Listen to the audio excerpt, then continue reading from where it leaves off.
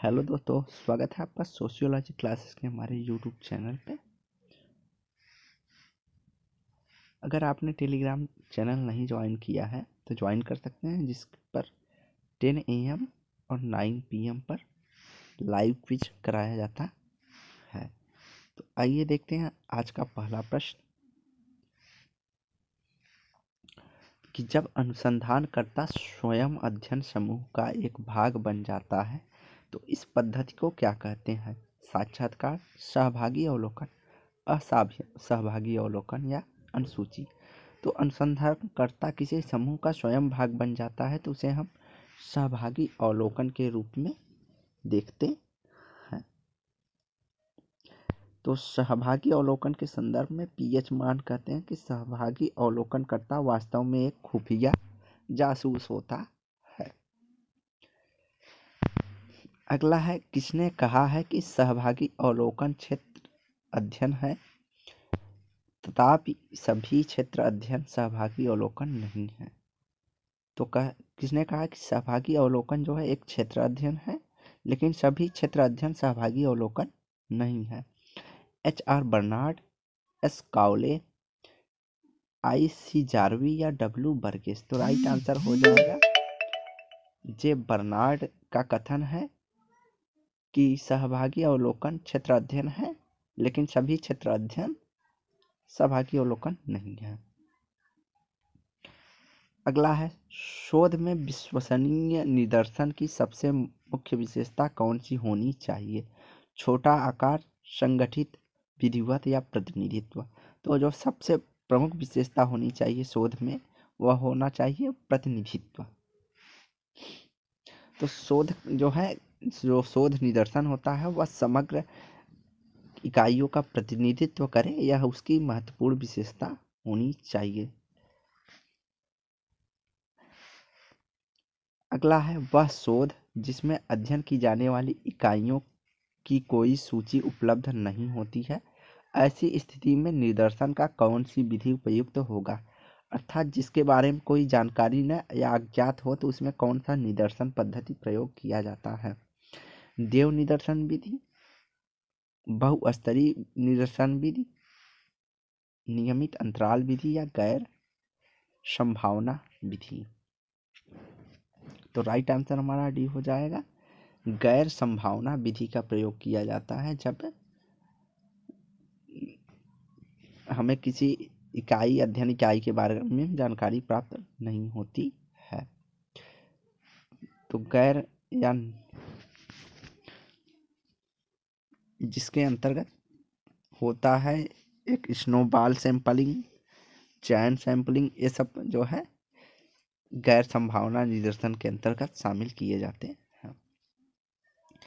अगला है, एक अच्छे प्रतिदर्श का निर्णायक विशेषता है लघु आकार, सहजता से अध्ययन, सहजता से पहुंच या प्रतिनिधित्व पूर्णता। तो राइट आंसर डी हो जाएगा, प्रतिनिधित्व पूर्णता जो है एक अच्छे प्रतिदर्श का विशेषता है। अगला है, निदर्शन पद्धति के बिल्कुल विपरीत कौन सी पद्धति मानी जाती है? सांख्यिकी पद्धति, कोटा पद्धति, जनगणना पद्धति या समग्र पद्धति। तो राइट आंसर जो हो जाएगा, जनगणना पद्धति में क्या होता है, उसमें निदर्शन का चुनाव नहीं होता है, बल्कि सभी जो जितने भी जनसंख्या पॉपुलेशन होता है सभी का जो है गणना किया जाता है। तो इसे जो है निदर्शन का विपरीत माना जाता है। एक प्रतिनिधित्व पूर्ण निदर्शन की निम्न में से कौन सी विशेषता नहीं है? विशाल क्षेत्र, पर्याप्त आकार, अभिनति से मुक्त लचीलापन। तो इसमें जो होगा कि एक प्रतिनिधित्व पूर्ण निदर्शन जो होता है वह विशाल क्षेत्र, इसकी विशेषता नहीं होती है। इसका एक आकार पर्याप्त होना चाहिए ताकि अच्छा शोध मिले, उसमें जो है सभी मुक्त होने चाहिए और लचीलापन होना चाहिए ताकि उस परिवर्तन किया जा सके। अगला है, जिस प्रकार के निदर्शन में प्रत्येक इकाई की चयन होने की बराबर संभावना होती है का अवसर होता है तो उसे कहते हैं उद्देश्य निदर्शन, यादृच्छिक निदर्शन, जनगणना निदर्शन या संस्करित निदर्शन या स्तरीकृत। तो रैंडम सैंपलिंग जो होती है या यादृच्छिक निदर्शन होता है, इसमें रैंडम सैंपलिंग भी कहते हैं। तो इसमें जो होता है ना, सभी निदर्शन की प्रत्येक इकाई का चयन जो है बराबर अवसर होता है। एट्स ने इसे देव निदर्शन वही है जिसमें समग्र की प्रत्येक इकाई निदर्शन में शामिल होने के समान अवसर होता है, ऐसा में एट्स ने कहा है। तो इसे प्रोबेबिलिटी सैंपलिंग के भी तहत रखते हैं। प्रोबेबिलिटी सैंपलिंग के अंतर्गत यादृच्छिक निदर्शन होता है। अगला है, जब निदर्शन की सभी इकाइयों को इस प्रकार व्यवस्थित किया जाता है कि प्रत्येक इकाई के चुनाव की संभावना प्राप्त हो तो उसे कहा जाता है उद्देश्यपूर्ण निदर्शन, देव निदर्शन, स्तरीकृत निदर्शन या गुच्छ निदर्शन। तो राइट आंसर हमारा हो जाएगा, जब सभी का समान संभावना होती है तो उसे देव निदर्शन के अंतर्गत रखा जाता है। अगला है, जब अनुसंधानकर्ता व्यवस्थित ढंग से अपनी इच्छानुसार समग्र में से कुछ इकाइयों का चुनाव करता है तो उसे कहा जाता है। तो जब अपनी इच्छा से किसी विषय का चुनाव करता है या तो उसे कहते हैं उद्देश्यपूर्ण निदर्शन, संस्कृत निदर्शन, कोटा निदर्शन या देव निदर्शन। तो व्यक्ति अपने उद्देश्य के अनुसार अपने इच्छानुसार इकाइयों का चयन करता है तो उसे उद्देश्यपूर्ण निदर्शन कहा जाता है। अगला है, एक प्रकार का प्रतिचयन जो कि भौगोलिक क्षेत्र के आधार पर किया जाता है उसे कहते हैं संभाग प्रतिचयन, क्षेत्र प्रतिचयन, अभिनतिपूर्ण प्रतिचयन या अभ्यांश प्रतिचयन। तो राइट आंसर हो जाएगा कि जब कभी भी भौगोलिक क्षेत्र के आधार पर प्रतिचयन का चुनाव होगा तो उसे क्षेत्र प्रतिचयन के अंतर्गत रखा जाता है। अगला है,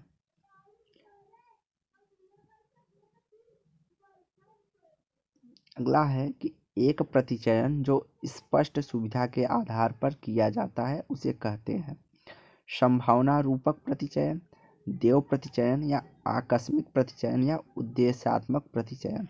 तो राइट आंसर जो हो जाएगा इसका आकस्मिक प्रतिचयन होता है, जब प्रतिचयन जो है स्पष्ट सुविधा के आधार पर किया जाता है, अर्थात जो मिला उसे ही लेते गए। जैसे हमें किसी विद्यालय के ऊपर अध्ययन करना है तो हम अपने पास के विद्यालय का ही अध्ययन करके डाटा को देखते हैं।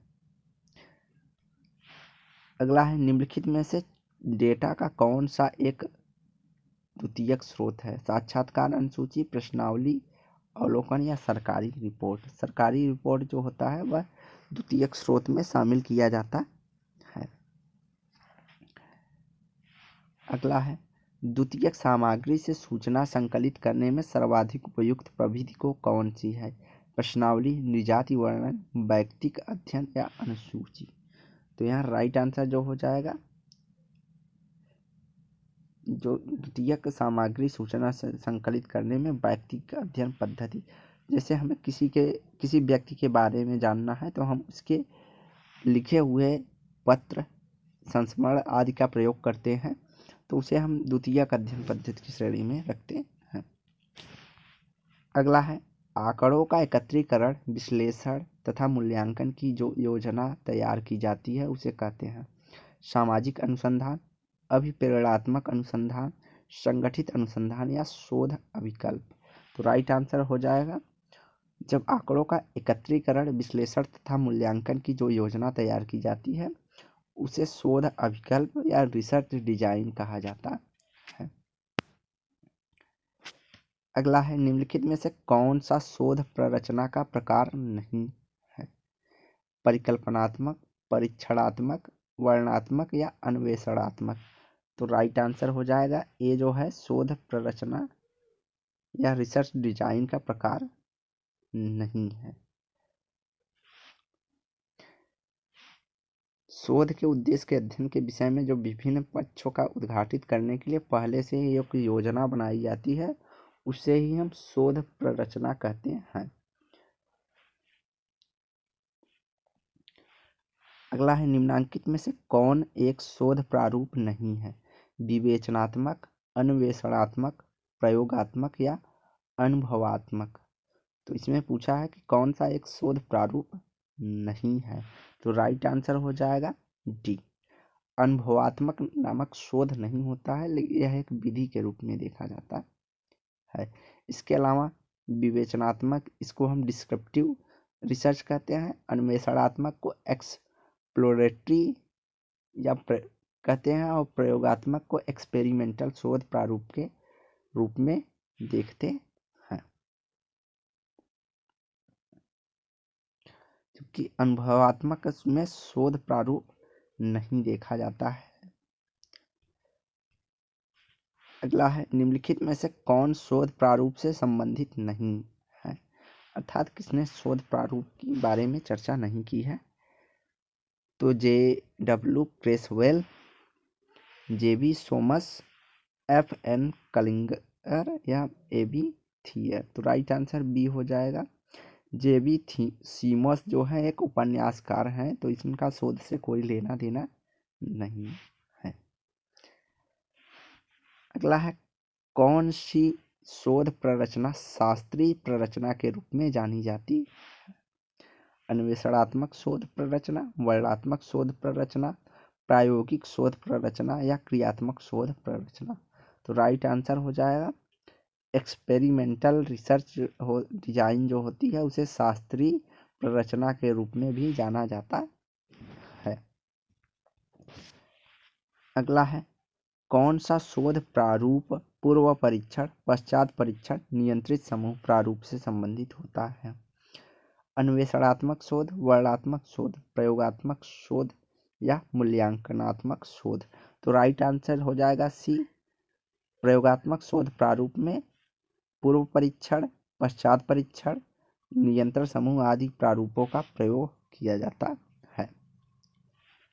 अगला है, एकल समूह के साथ पूर्व परीक्षण अध्ययन के संदर्भ में निम्नलिखित में से कौन सा एक चरण गलत है। समूह का पूर्व चयन, परीक्षण के पहले माप नहीं, परीक्षण के चरों का प्रयोग या परीक्षण के पश्चात माप।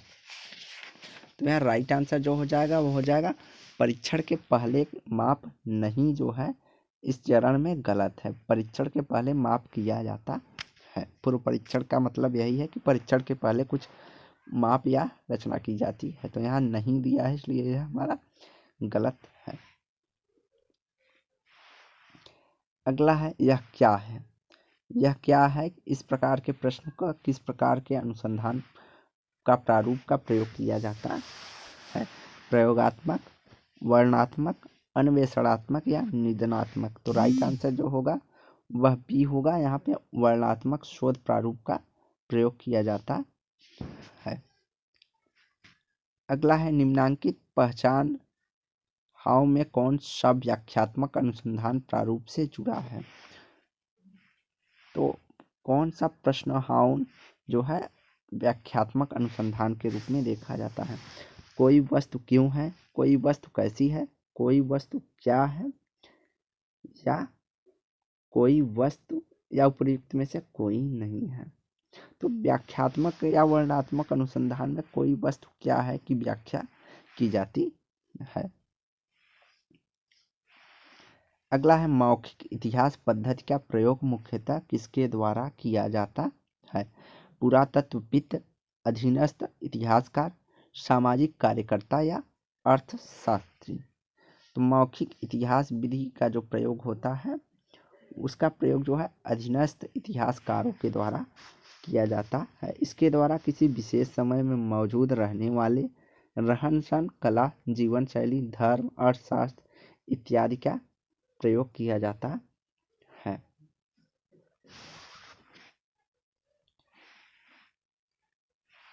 अगला है, सब अल्टर्न इतिहास लेखन से किसका नाम जुड़ा है। सुरजीत सिन्हा, रामचंद्र गुहा, N.K. बोस या रणजीत गुहा। तो राइट आंसर हो जाएगा रणजीत गुहा का जो है लिंक जो है सब अल्टर्न इतिहास लेखन से है। इसे उपाश्रयी लेखन भी कहा जाता है। तो इसके संस्थापक के रूप में रणजीत गुहा को देखा जाता है। रणजीत गुहा ने इसके 2 खंडों की बात या चर्चा संपादन की है, जिसमें दलित वर्ग, काश्तकार, आदिवासी के बारे में इस पद्धति के माध्यम से अध्ययन किया जाता है। इसके अलावा एंटोनियो ग्राम्सी जो है, इस पद्धति का प्रयोग इन्होंने भी किया है। अगला है सामाजिक विज्ञान शोध में वस्तुनिष्ठता का संबंध निम्नलिखित में से किस समाजशास्त्री से है? Max Weber, Karl Marx, Auguste Comte या सभी? तो राइट आंसर हो जाएगा सामाजिक शोध विज्ञान में वस्तुनिष्ठता का संबंध जो है मैक्स वेबर से संबंधित है। तो क्रमिक विकास के साथ ही समाज में वस्तुनिष्ठता को अधिक से अधिक मात्रा जो प्राप्त करना संभव हो गया। आज के समय में जो वस्तुनिष्ठता को प्राप्त करने के लिए जो है प्रश्नावली, अनुसूची आदि को सांख्यिकी रूप में प्रयोग किया जाता है, जिससे समाजमिति पैमानों का भी वस्तुनिष्ठता को प्राप्त करने के लिए समाजमिति पैमानों का भी प्रयोग किया जाता है। अगला है किस एक तथ्यों व सिद्धांतों के बीच कड़ी माना गया है? पुस्तक को, उपकल्पना को, आंकड़े को या जनरल्स को? तो राइट आंसर हो जाएगा बी, उपकल्पना को तथ्य व सिद्धांतों के बीच की कड़ी के रूप में देखा जाता है, जिसकी सत्यता से। तो अगला प्रश्न है कि समाजशास्त्री परिप्रेक्ष्य में कौन सा एक आधार नहीं है? तथ्य, चर, अवधारणा या पूर्वाग्रह? तो राइट आंसर जो हो जाएगा डी, कि पूर्वाग्रह जैसी चीज किसी परिप्रेक्ष्य या शोध में नहीं ली जाती है, जबकि फैक्ट, वेरिएबल एवं कॉन्सेप्ट का संबंध जो है समाजशास्त्री परिप्रेक्ष्य से होता है। अगला है निम्नलिखित में से कौन सी एक केंद्रीय प्रवृत्ति की माप नहीं है? माध्य, माध्यिका, बहुलक या कायी वर्ग? तो कायी वर्ग जो है यह केंद्रीय प्रवृत्ति की जो है माप के रूप में शामिल नहीं किया जाता है।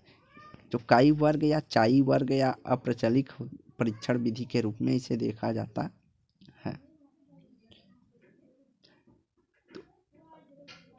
जो कायी वर्ग का होता है प्रयोग, उसमें 2 गुणों के मध्य जो है स्वतंत्रता की जांच करना होता है। कायी वर्ग परीक्षण विकसित करने का श्रेय जो है कार्ल पियर्सन को जाता है।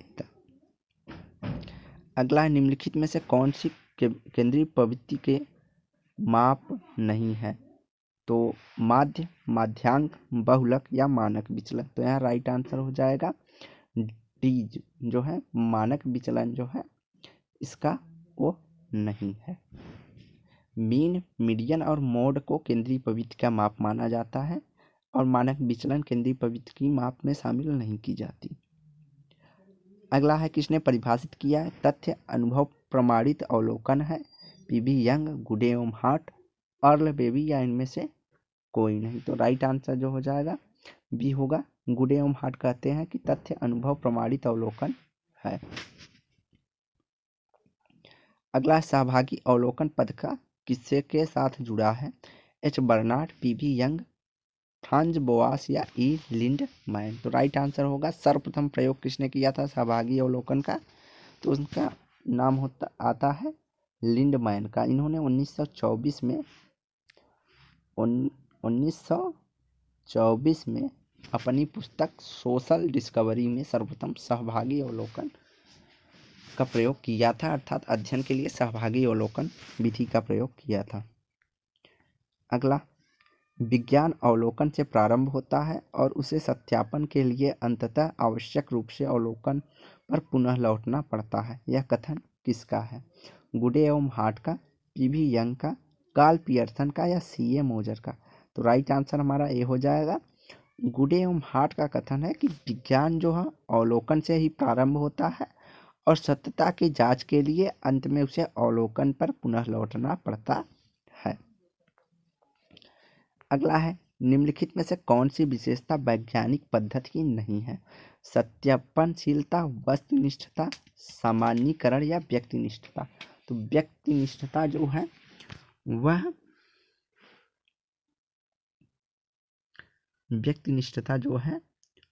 वह इसमें शामिल नहीं किया जाता है। किसमें? वैज्ञानिक पद्धति की विशेषताओं के अंतर्गत। जबकि सत्यापनशीलता अर्थात किसी को सत्यता प्रमाणित करना, उसमें ऑब्जेक्टिविटी अर्थात वस्तुनिष्ठता, उसे जनरलाइज करना वैज्ञानिक पद्धति की प्रमुख विशेषताओं में शामिल की जाती है। अगला है वैज्ञानिक अवलोकन का अर्थ वस्तुओं को देखना है, उद्देश्य के साथ, अनेक उद्देश्यों के साथ, बिना उद्देश्यों के साथ, महत्वपूर्ण बातचीत के रूप में। तो राइट आंसर हो जाएगा वैज्ञानिक अवलोकन का अर्थ है वस्तु को किसी उद्देश्य के साथ देखना होता है। अगला है किसने लिखा कि विज्ञान की लोकप्रिय परिभाषा है कि ज्ञान का क्रमबद्ध संकलन। किसने कहा विज्ञान को एक ज्ञानबद्ध क्रमबद्ध संकलन के रूप में कहा है? पीबी यंग, गुडे एवं हार्ट, कोहेन तथा नागेल या कार्ल एवं पापर। तो राइट आंसर हो जाएगा गुडे एवं हार्ट का कथन है कि विज्ञान का लोकप्रिय परिभाषा है कि यह ज्ञान का क्रमबद्ध संकलन है।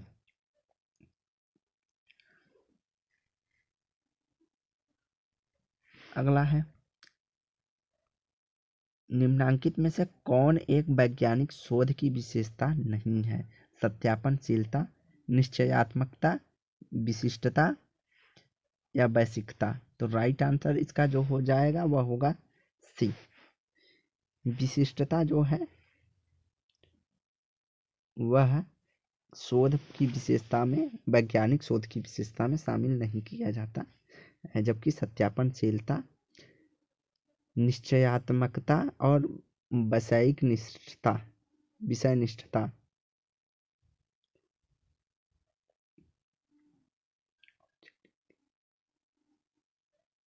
तो इसे हम वस्तुनिष्ठता भी कहते हैं।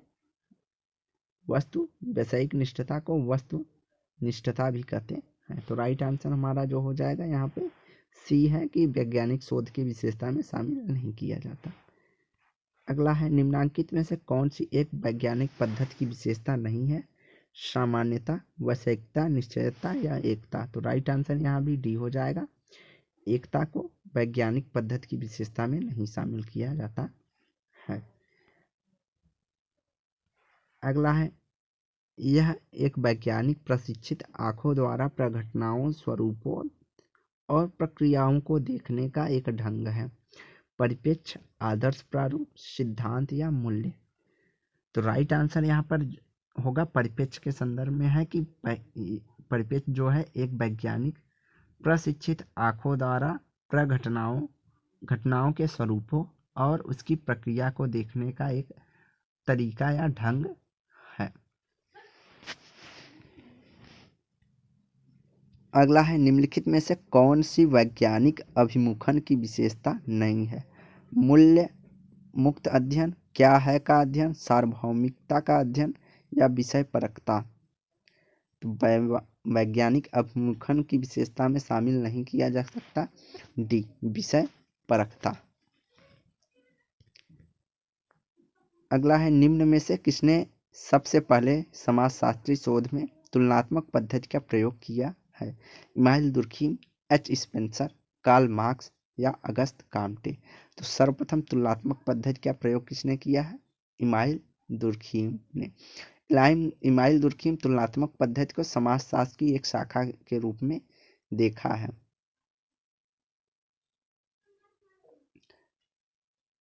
स्वयं समाजशास्त्र के रूप में ही तुलनात्मक पद्धति को देखते हैं।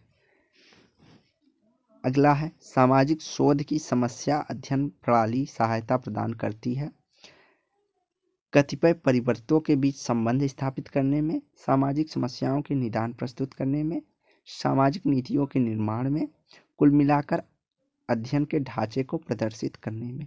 तो सामाजिक शोध समस्या अध्ययन प्रणाली जो है कतिपय परिवर्तनों के बीच संबंध को स्थापित करने में सहायक होती है। तो आज की वीडियो यहीं समाप्त करते हैं। वीडियो को लाइक एंड शेयर करें, चैनल को सब्सक्राइब करें। धन्यवाद।